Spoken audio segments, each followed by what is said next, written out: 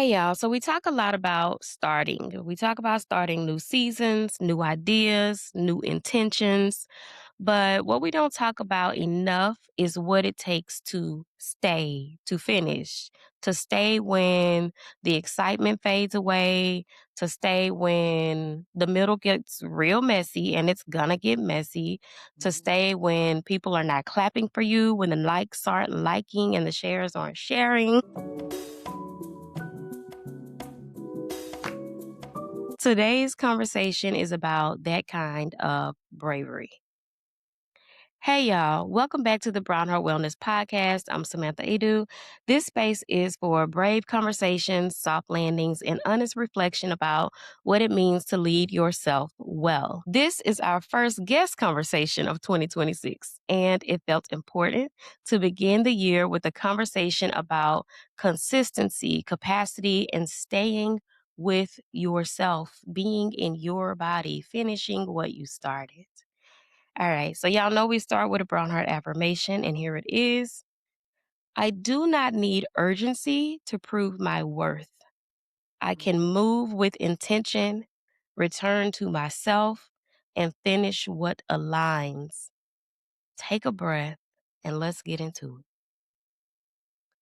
Today, I'm joined with Patrice Dawkins Jackson, the founder of Finish What You Started. Patrice works with leaders who are in the middle of big transitions, new roles, shifting organizations, a lot of uncertainty. Her work is really about helping people move through change in a way that keeps the human part intact. She has spent years in education and organizational leadership, supporting teams and leaders through growth, change, and rebuilding trust along the way. And at the heart of what she does is helping people stay with themselves while they're staying with the work. I'm glad she's here with this conversation. I'm so excited to introduce y'all to Patrice. Patrice, thank you so much for joining us at the Brown Heart Wellness Thank Podcast. you. This is going to be so fun. Such a great conversation to have. I am so glad to be here. We've been trying to do this for a long time. So We what have, we have, we have. what better time than now? For All sure, right. for sure. So let's get into this conversation. When people hear the phrase finish what you started, it can bring up a lot of pressure, Mhm. like or even like some guilt about not doing it. When you think about finishing, what does that word mean to you? Well, for me, it means just being in a space where you are taking the steps to do what you need to do. And it doesn't mean perfection, it means progression. And finishing can mean not necessary completion. Mm, Because, and that's why I started the company and started with that name because it came from a pivot. mhm. It really did come from a place of a pivot, like, where I recognized that, I was starting a lot of things, but I wouldn't always see it through, Yeah. and I realized that, like, I had to give myself grace, and there's a Yes. lot of people, that will start things and they might not see it through, but it's because they feel like it has to be perfect in order Yes. to actually finish it. And so I'm like, no, it doesn't have to be perfect. It has to be a place of progression where you're continuing Mhm. to get to a place where you're I love satisfied that. with the result. I love that. I love that. I've had so many conversations with friends where I said we're idea people. Like we can have so many beautiful ideas. We will start those ideas and somewhere along the lines it's kind of like you can go back and watch, you can see where it started to fizzle off. Mhm. And how do we get from that place of like the fizzle to keep going, to keep doing the thing? And I think a part of it in these conversations that I've been having is just kind of like having the idea is because God has gifted us to be creative, you know what I'm saying? And Mhm. so we're going to keep having those ideas, but I don't know, I don't wanna say it's discipline, but I think it is a little bit of discipline. But it's also like a will to continue, right? Yes, When it stops looking like what you thought, you know? Like you said, being willing to pivot, right? And then what does that energy take when you don't have the energy? Because sometimes we're doing a whole lot of things at one time and we don't have the energy to pivot. So we stop doing that thing. That was such a beautiful idea. yeah, and sometimes finishing looks like hitting a milestone, but then it's like from that milestone, what do you build on to next? So that's Mhm. like I work with leaders because you may get to an outcome, but then what do you build on from that outcome?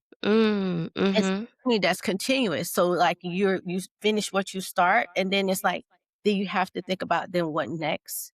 Do you build on Yes. from where you ended that journey?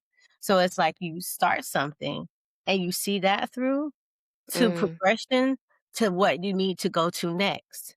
And right. so it's a journey. It's not necessarily that you're done because Mhm.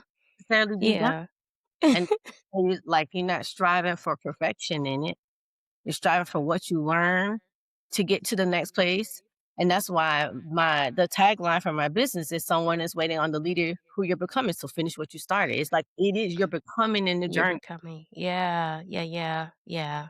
Yeah. So it takes a lot of consistency, like consistently showing up on repeat. Hmm. Even when you met the goal, like, okay, we got there. Celebrate. Yes, pause and celebrate yourself. And now you have to continue to consistently show up for yourself. Yep. I love that. Love it. That's hard. It is hard. It is hard. And it was one of the things that I had to really stop and reflect on. Like, it's not an easy thing to do. And like, I had to think about within myself, like, if I stop and make a mistake, like, how do I take accountability for it? And then, like, Mhm. what do I learn from that? And like, continue to move forward. And so that's why I said is about like becoming. Like, Mhm. it's not about like you get stuck there. You keep Right. moving. And so you keep moving. And Yeah. it is, and that's why it's like about being like compassionate with yourself. It's about giving yourself grace. It's about asking yourself questions about like, what am I supposed to be learning in this moment? Mhm. What do I need to do right now? How do I make sure that I don't get stuck here? It's Right. continuing to finish what I start and I Yeah. move forward. How do I Yeah. my way? How do I not like beat myself up for where I am right now? You know, Mhm. all those things, and that's what keeps me going. And then Yeah. thing, like, like, I am, like, so unapologetic about my faith, like, Right. unapologetic about it, and so I really that's what keeps me grounded, that's what keeps me going, that I know that, like, God has me on this journey. It's Yeah. what, helps me move forward day by day. I'm like, "Okay, Lord, I'm putting one foot in front of the other." Yep. One toe. Yeah, right. Minute by minute. Like some days it is. Like some days it's like, Yes. day by day. Sometimes it's minute by minute.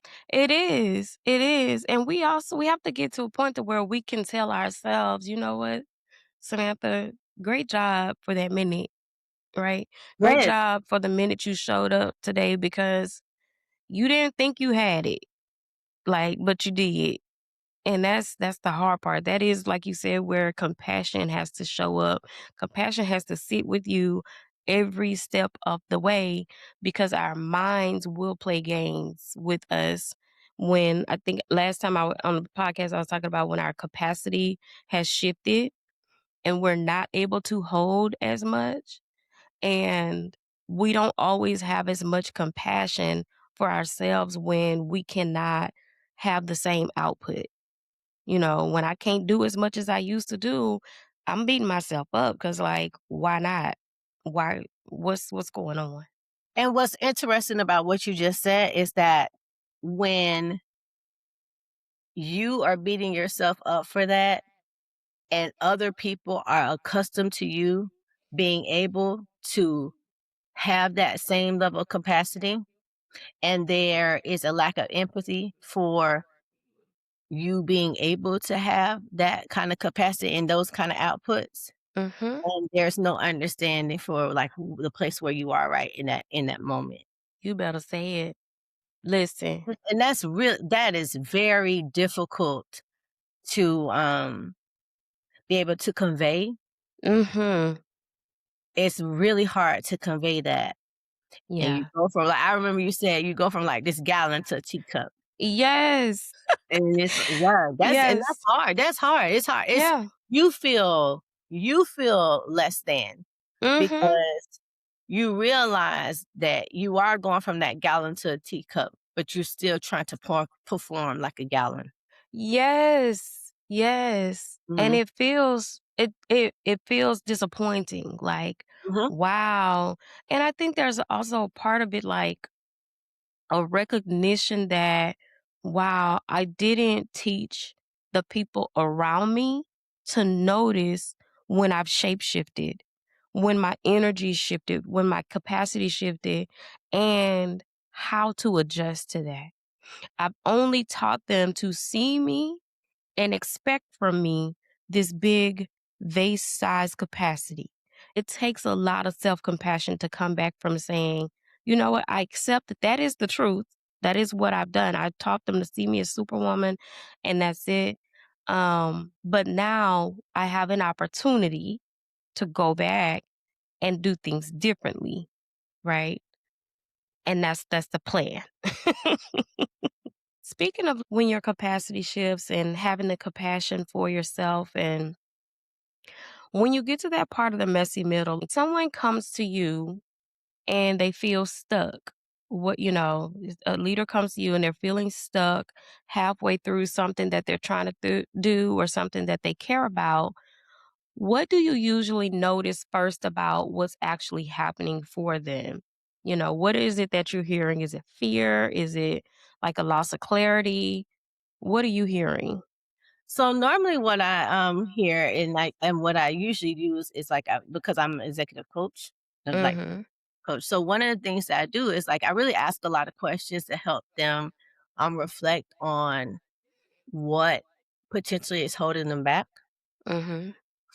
And oftentimes what they get to is something that they haven't articulated out loud.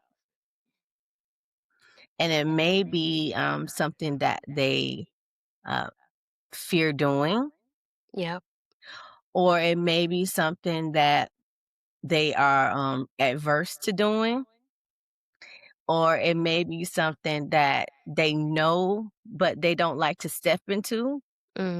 And Mhm. that's usually what happens. That's kind of like the top three things that I've seen. It's like they know Mm. it, but they haven't said it out loud. Yeah. It may be something they fear, or it's something that they might be adverse to. Like they are like, I know I don't like conflict. Like I know I don't like conflict, so I don't like to step into that. Um, Yes. I fear like hurting people's feelings. Yes. Yep. And so because I fear hurting people's feelings, like I just don't like Mhm. say what I need to say at times. So that's generally like at the core of what it is kind of like in the where they are, where they're stuck at. And then it's like if they do that thing, then Mhm. kind of be the first step to get them to a place where then it starts to unlock like what needs to Right. happen. And oftentimes when they do that, um, it's like the first step, and then I'll always say, I'm, like, extremely proud of, like, the work that you've done to, like, take that first step to help you get Mhm. to where you need to go next. And Right. I use this, feedback method that I learned from, like, one of my colleagues and girlfriend of mine, Emma. She taught us, this method called the SBI, the Situation Behavior Impact Framework, and it's a framework to provide feedback. And it's a very powerful framework because it is giving feedback that is kinda lowers the anxiety, Mhm. because for people, some people giving and receiving feedback can be very Yes. anxiety inducing. Yep. And also, it makes it very objective. It makes it concrete for people. It's Yep. not like, "Oh, you did a good job." It's like, "Okay, what did I do a good job at?" Mhm. Really making it real for folks. But Right.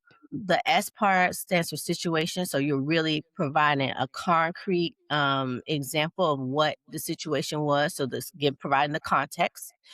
B stands for behavior. Mhm. You're describing the actual observable behavior, and I is giving the impact of the behavior, that you observed. And I provide the, feedback in that way, so then the leader that I'm coaching, Mm. they know exactly, like, Right. in that real time, like, "Okay, when you were coaching me and I'm telling you about, when you're moving from that place of where you were stuck and you articulated that, I can give you real concrete feedback of, like, how that situation that you were talking about, the behavior that was observed, Mhm. and how your behavior will then move towards impact in that situation." Yes, yes. So it's taking them to a point to where they can reflect first, Mhm, right? And find out where that stuck point is, mhm, verbalize it, and then start to move forward so that they don't abandon themselves. mhm, Yeah, yeah, I love that. I love that because a lot of times when people get to that messy middle and they don't reflect or they're not having the conversations that you're talking about, that is where they start to abandon themselves mhm. and they go to the next great idea. Yep. Yeah, yeah. I bet our idea graveyard, boy, is so good. Just little tombstones. We'll love them.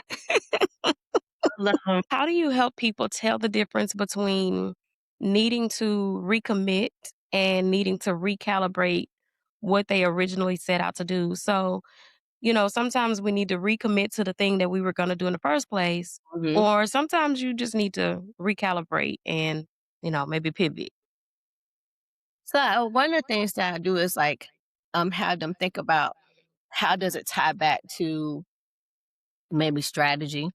Mhm. Thinking about, like, how does it tie back to strategy? How does it tie back to your values, your mission, things like that. So if it ties back to those things, then it's like you may need to recommit. Um, Mhm. Also, at the same time, we might need to pivot depending on, like, think about, like, your data, about a pulse of culture, like, what are your budget and finances looking like, things like that.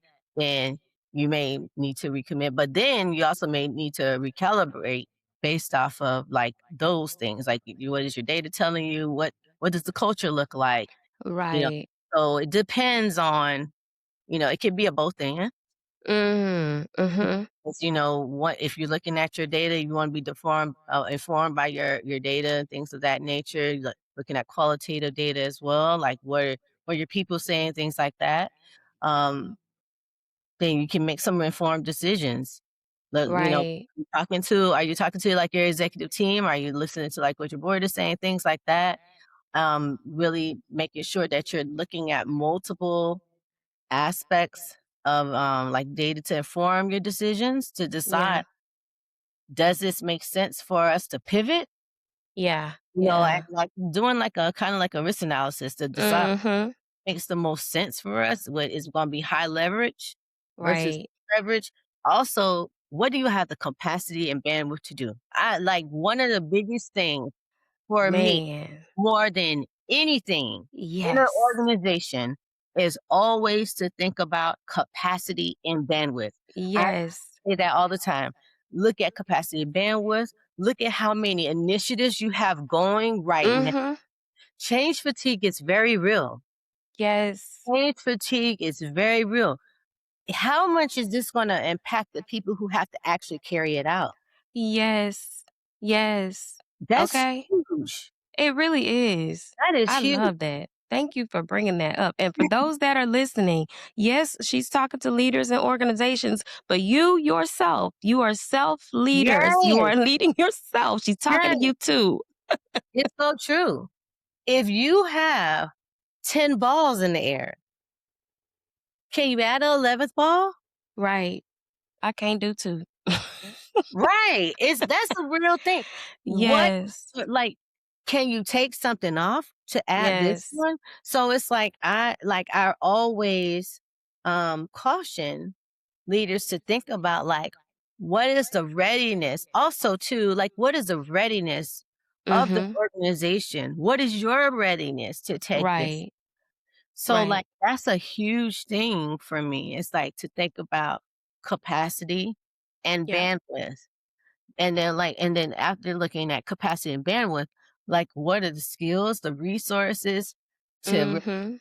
so I'm a huge advocate of like thinking about change management frameworks. I'm the Yes. of I've created one.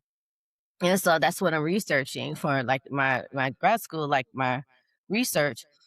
But like the one that I've used to um kind of like frame my research is a Gnostic model for a complex managing complex change.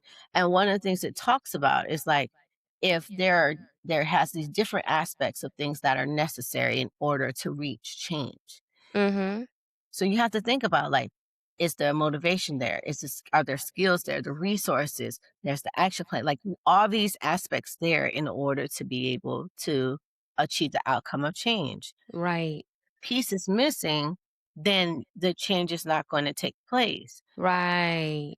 You know, if you have all these things up in the air, if you don't have the capacity, if people don't clearly understand the change, if there's no motivation, Mhm. if there, you know, then it's going to be very difficult.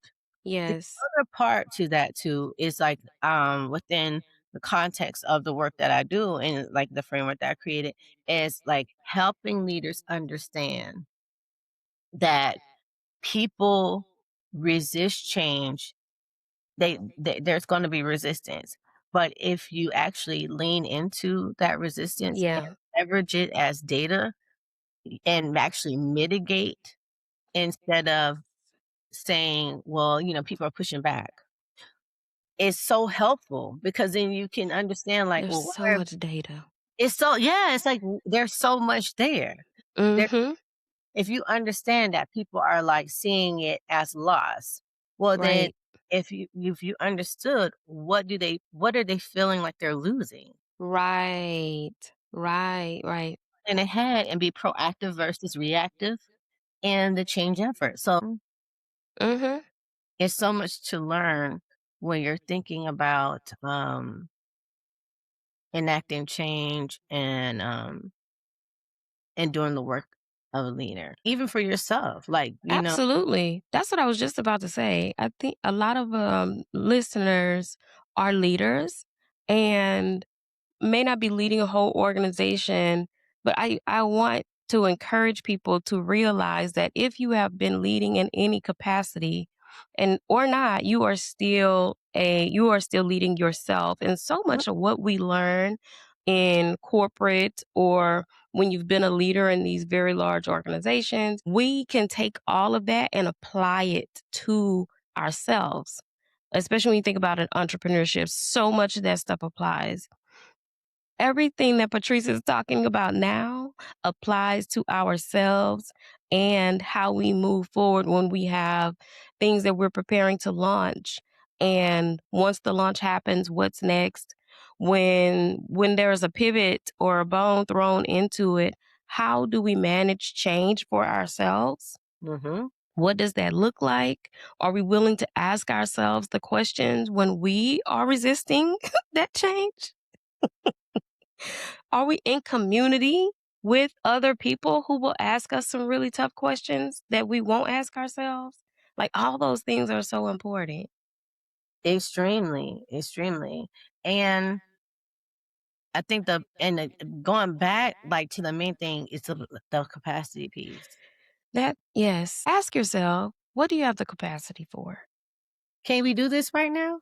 Like, what do you have the capacity for? And that need to be the name of the episode.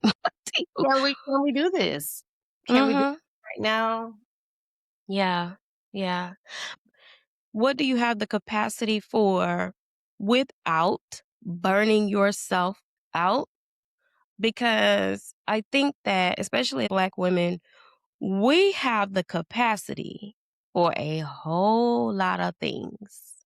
Mhm. Um, but just because we have the capacity and strength and knowledge to do all of these things, it does not mean that we should be doing all of these things. So that there is another piece of it that we need to be mindful and aware of. Yes, I might have the capacity, and what am I willing to sacrifice? Okay, what should not be sacrificed in order for me to have this capacity? Yep. We have to be willing to go there with ourselves. Yep. Yeah. And Absolutely. that's the piece we don't. We just like, oh, I got the capacity. I can do it. It's not gonna fail because who doing that? And that is one of the things that I will say that, in this year, I really have sat with, because I was like, "Okay, what am I supposed to be learning right now in this season?" Mhm. And that's one of the things I kept saying, like, in this one particular situation, like, "Okay, Lord, what am I supposed to be learning in this season?" Yes. And one of the things that I am walking away with is you have the capacity to do this work and do this work really well, because that shows in, like, the interactions that you've had with so many different people, Mhm. how you've been received, and the outcomes of every interaction. And at the same time, it is important that your dignity, Yeah. how you are treated, is stays intact. Yeah. Mhm. Yeah. Yeah. How do you stay in that space? So one of the things that I really started to think about is making sure that I really am, like, start to assess, like, the, like, readiness of the people that I engage with, because, like, my approach is very different. Mhm. Like, I have a lot of academic knowledge around the work that I do, Mhm. and I'm very much so a practitioner. So, like, I don't go into organizations and, like, prescribe. Right. Um, well, like, I'm, like, very much so a person that co-creates in a Yep. space. Mhm. So I'm listening for, like, what's happening in your organization, because and I'm very respectful of the fact that I'm being invited in. Right. And so it's more of a co-creation, like like co-creation relationship. Like, I'm coming in, I'm hearing what you are saying the needs are in the organization. I'm listening for what's happening, and Mhm. that guides what I create. Yeah. And Yeah. I have like a kind of like a roadmap, and here's like different things that will happen. But then from there, it's like, okay, this part of the roadmap happens, this part of the roadmap happens, that kind of thing. And so, but I have to see if I'm the right fit for your Yep. organization based off of, like, this is How the you do it. Mhm. Mhm. Yeah. Yeah. 'Cause That's I'm not gonna come in and say, "Do this, and this." yes. I'm Like, gonna be a fit for everybody. I'm not. I'm not. I'm Mm, not. Mm-mm. Yes. Same. Same. As a therapist, I have to know everybody that sit across from me. Going to. We're not in alignment. mhm, And as people are looking for their own therapist, listen, every therapist is not going to be for you all. Every coach is not going to be for you. It's mhm. okay to ask questions. It's okay to say no. Listen, if you are any sort of practitioner, this season is a really hard season for a lot of people who are in transition. And also, it is one where you will be tested to see where your values are, Mhm. and one where you will be put in spaces and places where you will be aligned and you won't, and you will need the clarity, of course, like the clarity to know this space isn't for me, right? And also the strength to walk away. Like you said, we have to be able to come in and out of this season with our dignity intact. Mhm. And I completely Mhm. get it. My next thought and question is the difference between accountability and self punishment.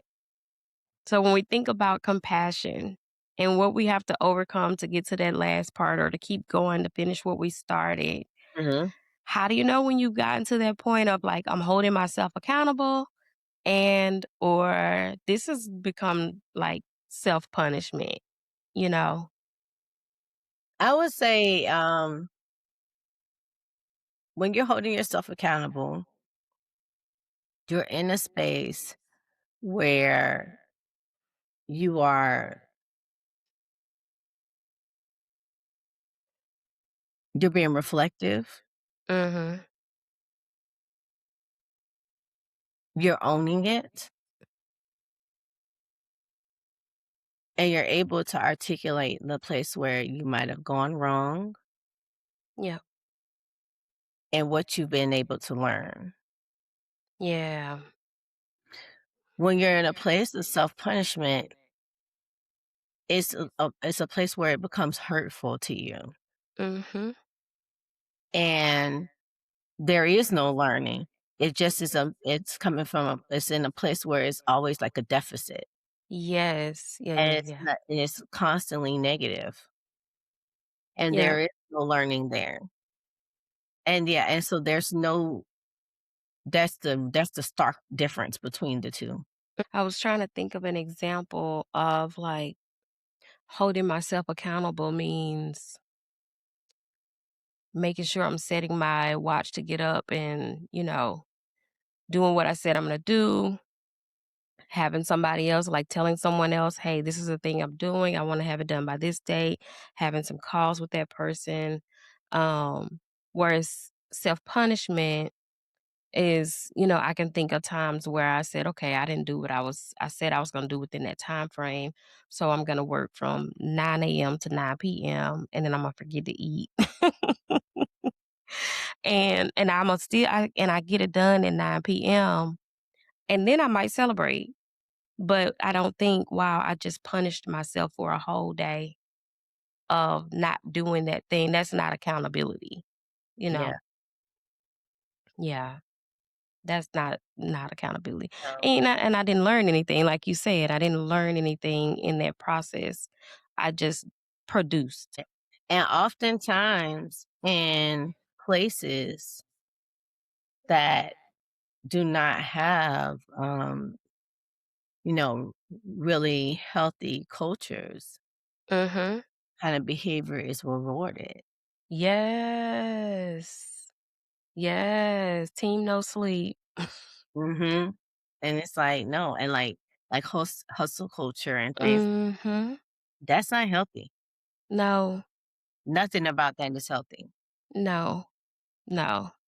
And that's not the life we were actually called to live. Not by a long shot. No. Mm-mm. No.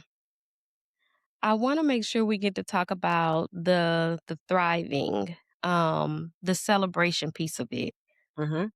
This part always makes me excited. So far we've gone through like, we're going through my framework of the root reflection. So reflection, being open, what do we need to overcome? And now we're talking about thriving.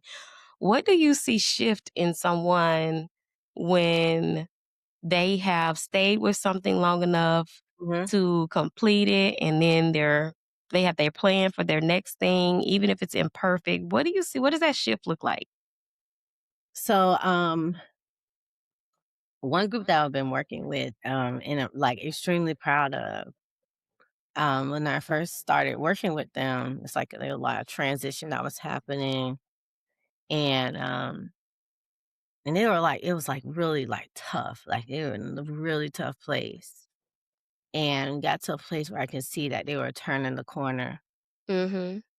willing to have, like, some really difficult conversations. I mean, like, really tough conversations, and got to a place where they were really saying what they needed to say. Mhm.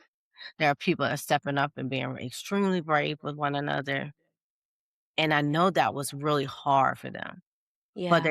they were stepping into that space, owning it, being able to, say what they needed to say. People who were not, um, speaking before were speaking and saying what they needed to say, and then they got to a place of action, and when they got to that place of action, they created a plan in which they were able to, like, get to a, like, viable solution. So, like, they got Mm. and then from that, I, like, developed a plan to, like, help them coach themselves through being able to support each other to, like, get to being able to have really candid conversations that led Yep. to a viable solution at the end.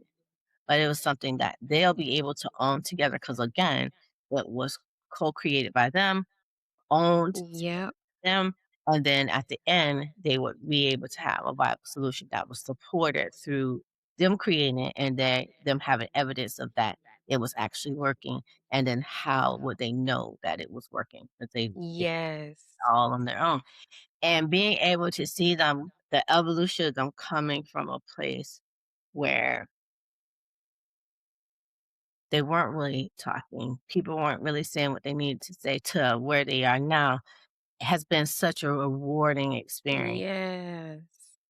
And that hearing that people within their organization feel like they can see, like, that shift too. Mhm. So that has been amazing to see their progression. And Right.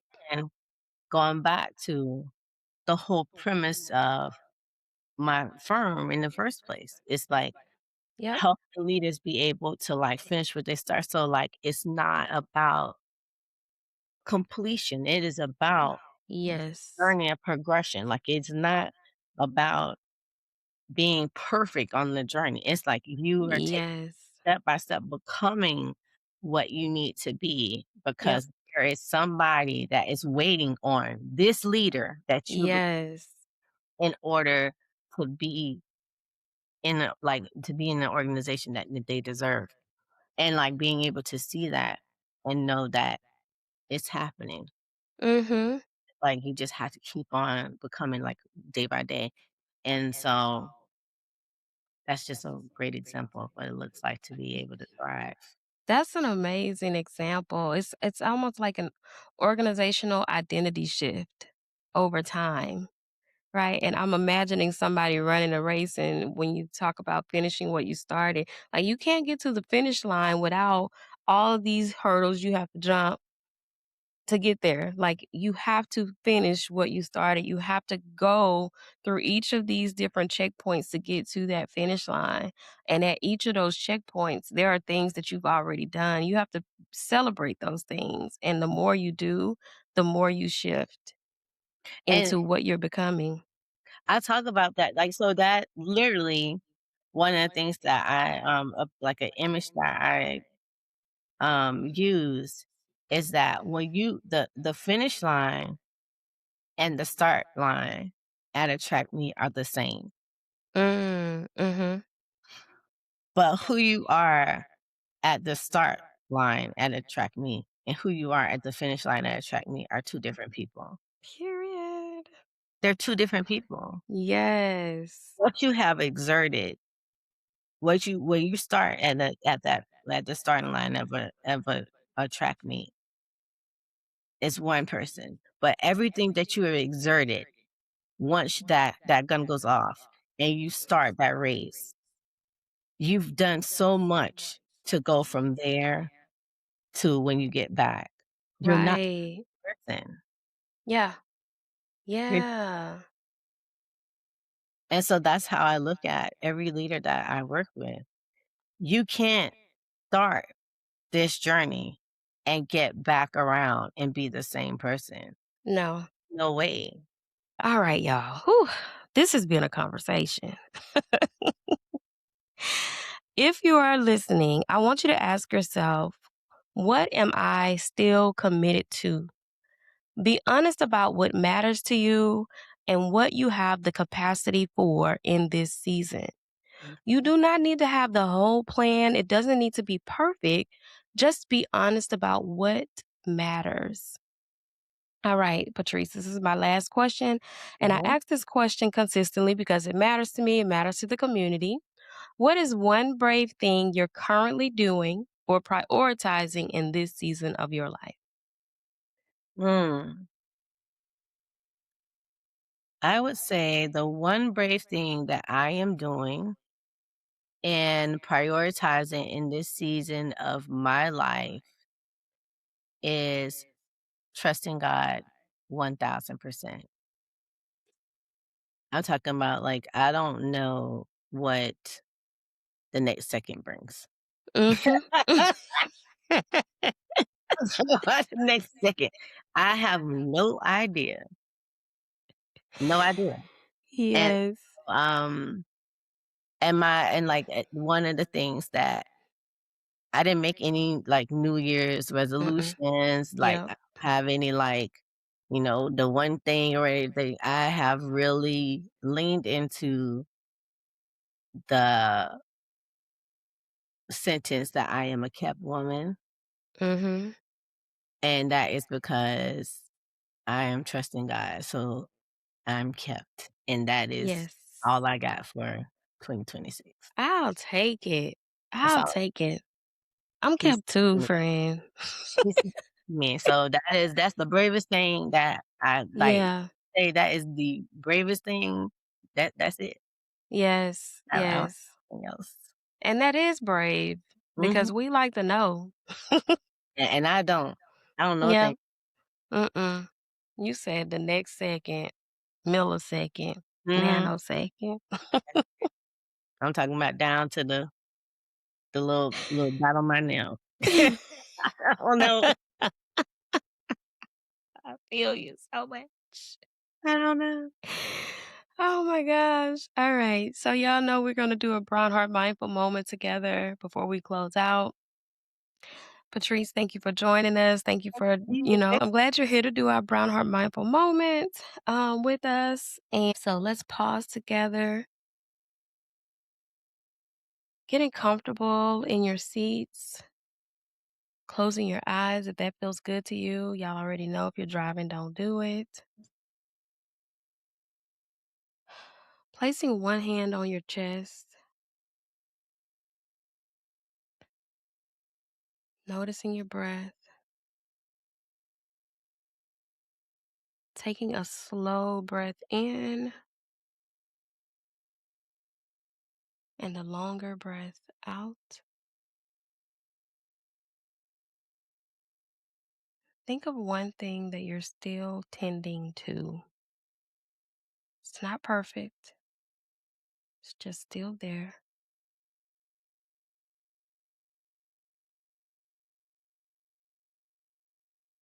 Knowing I don't need to rush to be whole, I am allowed to finish in my own time. I will finish what I started. Taking one more deep breath in, exhale.